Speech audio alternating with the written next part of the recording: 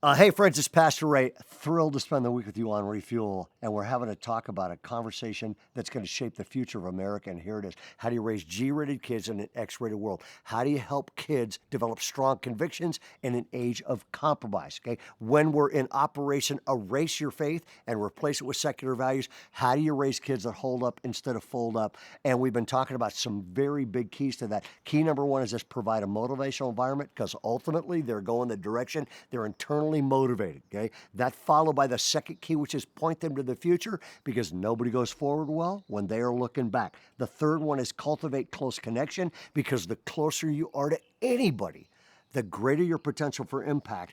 And I'm going to wrap it up by saying this, and here it is. And this may be the most challenging, but the most, and here it is. Give your kids and everyone else you love a close relationship with God. Give your kids and everyone else a close relationship with God. I love this verse out of the book of Isaiah. It says, one generation makes known your faithfulness to the next, okay? And the greatest thing you can do for anybody is to give them a solid relationship with God. And by the way, let me tell you why this is a bigger deal than anybody thinks, okay? A psychologist wrote a book called The Antecedents of Self-Esteem. And in that book, he said, if someone has low self-esteem, if a kid or teenager has low self-esteem, they are more susceptible to peer pressure, more susceptible to suicide, more susceptible to sexual experimentation, and more susceptible to any high-risk behavior. It's heartbreaking. And he said, however, if their self-esteem rises, then they are less susceptible to those toxic things that wreck their future.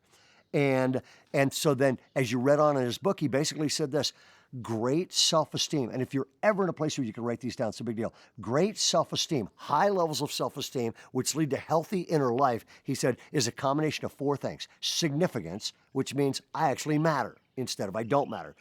Power, which is I have control over making decisions that can change my life. I can say no to harmful things and yes to good things. It's sort of the power of making good decisions. The third one is this: virtue. And what they've discovered is this: kids that have standards to live up to have much higher self-esteem and a better future than kids that don't. And the last one is competence. In other words, everybody needs to know they are really good at something. Okay? I mean, there's a young man named Michael. He's here with us shooting this thing. He is spectacularly good at this, and that's the reason we're doing this. Okay, and now those four things create healthy self-esteem: significance, power, virtue, and competence. Okay, how does a relationship with God bring you those things? When I connect my kids to God, which has been my lifelong goal, and as a pastor, it's my lifelong goal to everybody. He goes, the minute you connect to God, it makes your life, because you get significance, which is God's purposes to live for. Nothing more significant than that. Second is you get power, which is God's power to live on.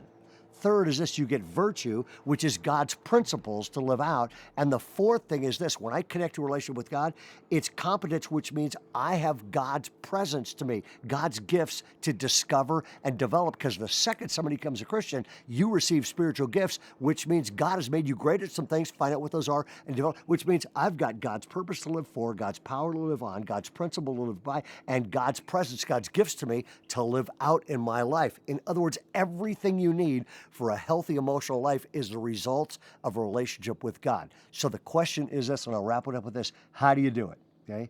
And it's the 2 E's, and here they are: examples and events. Number one is I've got to be an example.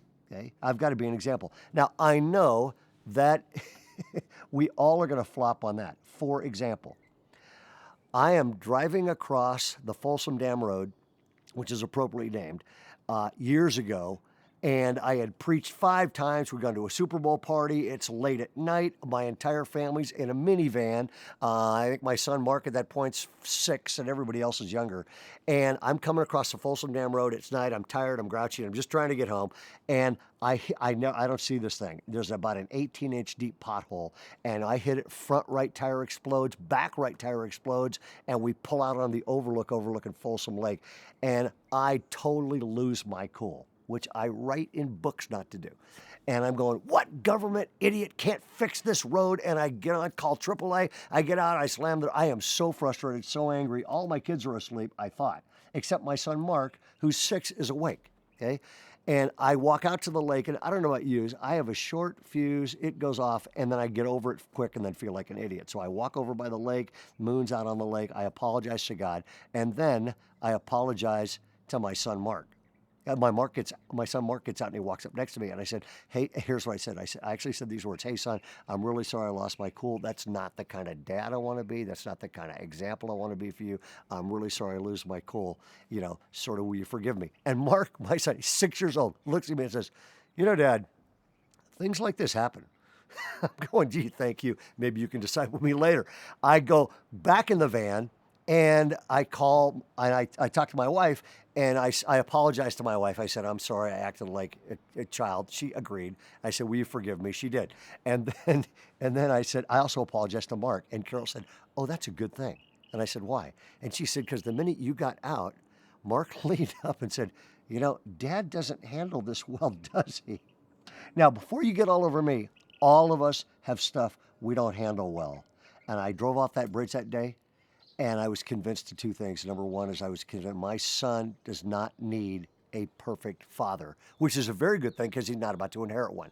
The second thing my son does not need, or any of my kids, is a dad who tells them what to do but doesn't model it. All that will do is produce a rebellious, angry kid who goes in bad directions. You know what my kids need? My kids, my family, my friends, they need the same thing you're doing. They need to see a parent or a person that God is changing, because everybody wakes up at some point and says, "I need to change. I need to grow." My kids are going to go, "Well, God changed, Dad. I should be easy." The single most important thing I can do is be an example, not a perfect example, but be an example of somebody that God is changing and growing and making better. And that will influence your kids. They need examples. They need events. But boy, when you give them an example of a parent who's authentically changed by Christ, that's a whole different ballgame. Hope this week's been helpful. We'll continue this some next week. God bless everybody.